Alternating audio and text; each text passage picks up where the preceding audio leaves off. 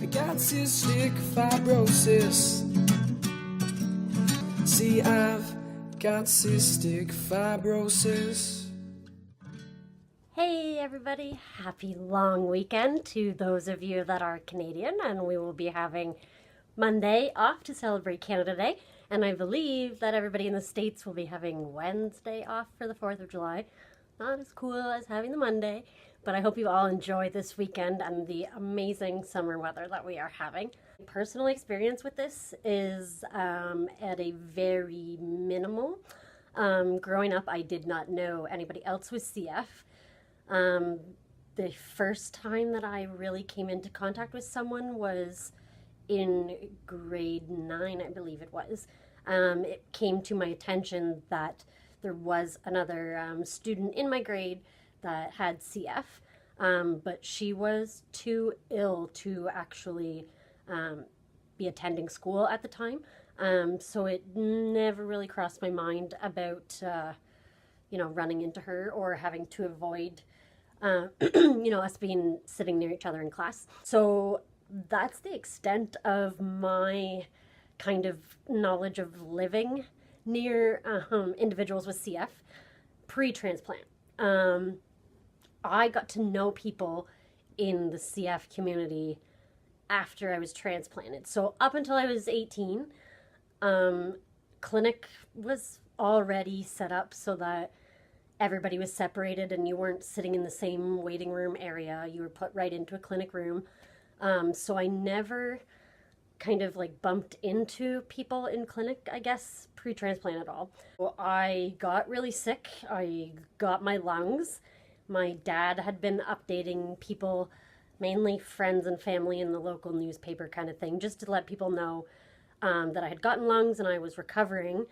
And once I had recovered enough that I was back on social media, I suddenly had all of these friend requests from people that I had no idea who they were, except for once I kind of like creeped into who they were.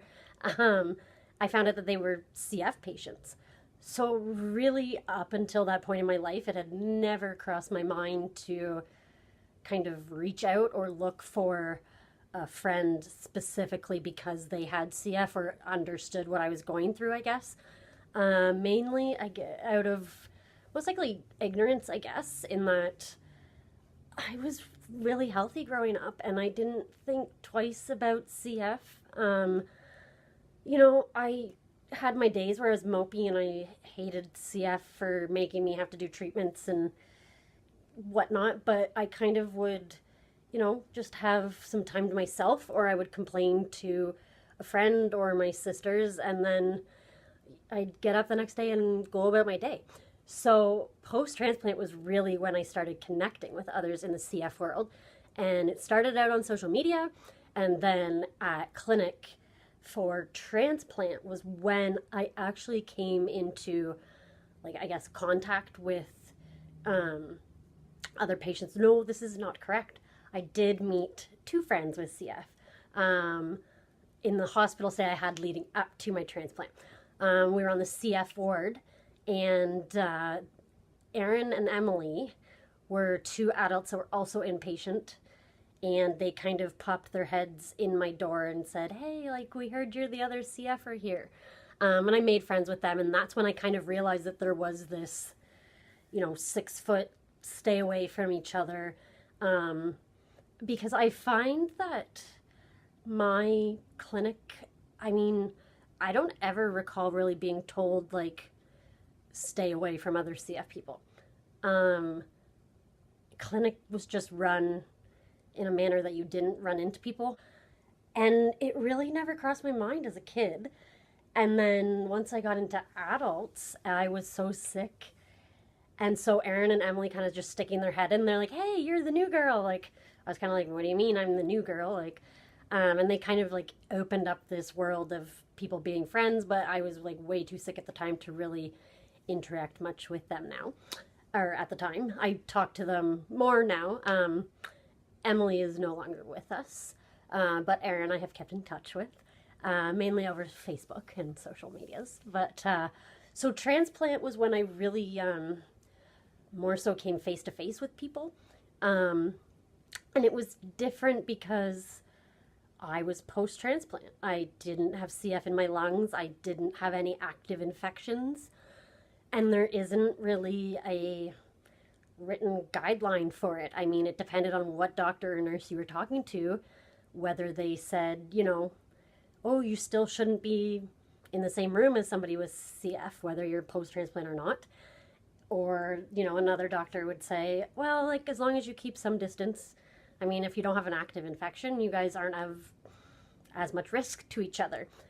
So I basically kind of take every CF patient I run into in person. I kind of approach them with the typical, or like, hey, I'm Tara, I'm not sick right now. I used to culture Pseudomonas. What did you culture? And for the most part, I think everyone cultured Pseudomonas or still does or has at some point, at least my age group.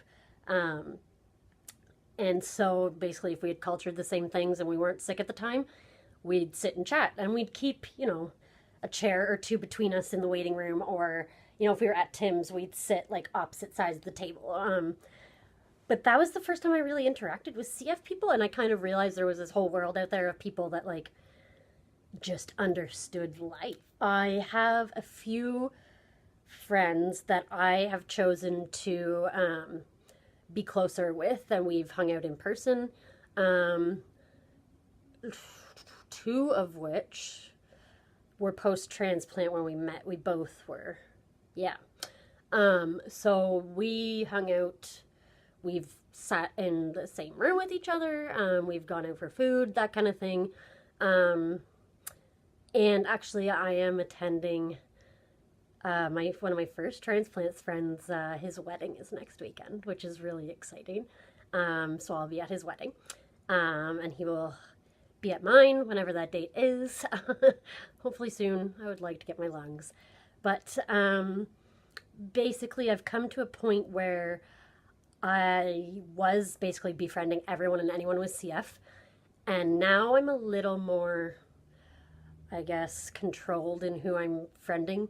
One, because I've lost a lot of friends, who, I mean, it's a weird friendship when you know somebody so well from just being friends online even, but the CF community, where it's different than any other friendship I've ever had. So once I kind of got to an age where I was losing friends at a young age that were, 16, 17, in their early 20s, that's when I kind of started to cut back on who I was befriending. So that's really the extent of my living near people with CF. Locally, I've gotten to know a few other families that have CF patients within them. For the most part, I know the parents, and they have children with CF who are younger than myself, so I'm not necessarily in a position of hanging out with the children. I meet up with the parents, especially with my work through the local chapter for CF Canada. I've gotten to know a lot of the parents or the support person or relatives of people with CF. I've gotten to know a few other CF patients who are around my age. And again, we kind of just keep a safe distance if we run into each other at, say, like the mall or the movies or something. I also always carry just a medical mask in my purse, so I can always throw that on if I'm out somewhere and I think anyone in the public is sick and going to make me sick, or if I see another CF patient that I maybe don't know as well. So I guess I'm a little off topic within our topic this week. And my approach is a bit different being post-transplant. The infection risk is not the same. It is still there, obviously. Our sinuses are still CF and they can still carry bugs. The difference in that the one time I did have a Pseudomonas flare-up, and they caught it during a bronchoscopy. I was put on Cipro, I think it was, for 2 weeks, oral, and it was gone. Whereas with CF, I don't think I ever eradicated it from my lungs before, with my CF lungs. So it's just a whole different world. So I guess my takeaway from it is I just kind of get right down to the nitty gritty when I meet people and ask some questions. And 100% I put my own health ahead of anything else. There will be people out there who completely disagree with me and say, there's nothing tricky about it. You stay away from all CF patients. And all the power to you on that. Good for you. But there's just, I would say, I have probably 5 CF friends who I would meet up with on a regular basis if we were at clinic together. One is within 45 minutes of me, the other within an hour. And so we have met up and hung out in person. It's usually outside or at like a Tim Hortons or something. And there are 3 who I have said kind of from day one that they'd be invited to my wedding, one of which has passed away, unfortunately. So I'm a little more guarded on making CF friendships because of that. And just, I find that I've had a couple people that I really connect with, and I don't need to have anyone else. I like kind of living my own life and not just turning on Facebook and having it be all about CF. And even being post-transplant, like I kind of like the normalcy of other friends' issues that are not necessarily a big deal, but that's the biggest issue in their life right now. So yeah, I guess I'm more guarded now than I was immediately after transplant as to making new friends. I'm definitely super open on my page on Facebook, Alive with Every Breath, if you haven't checked it out yet. I'm an open book there. I'll take questions. I make friends with whoever and kind of run with it. But there's a few people that I text with and stay in touch with, but there's definitely not as large an amount of CF patients on my actual friends list. And there really aren't that many. I'm from a small town, 73,000 people. There is more CF patients than you would think with it being a small town, but most of them are not within my age, or I should say most are either not alive anymore or are not within my age group that I would have ever run into them at school or in, regular activities, whether it was like house league soccer, volleyball, or just, on a night out somewhere. So that definitely makes it a little easier for me to kind of avoid CF people and the situation that you can put yourself in if you kind of run into somebody out in public and you're not necessarily prepared for that. So yeah, that's my 2 cents on our topic this week. So I would love to hear from people who maybe went to school with someone with CF their entire elementary and high school. What obstacles did that present for you, and how did you deal with it, and are you guys like best friends and you kind of talk from across the room, or did you just never become friends? I guess this week I'm kind of asking you guys to share your story with me because I don't have a lot of that experience. So for sure, leave some comments, message me, check out my Facebook, get back at me on Instagram, however you feel like contacting. And I hope everybody enjoys the long weekend and the holidays for Canada Day and 4th of July. Living on a border town, I get to celebrate both. 2 days of fireworks and food and barbecue and summer and fun. So I'm super excited for that. And I hope you guys are looking forward to our upcoming topics. And remember to stay salty.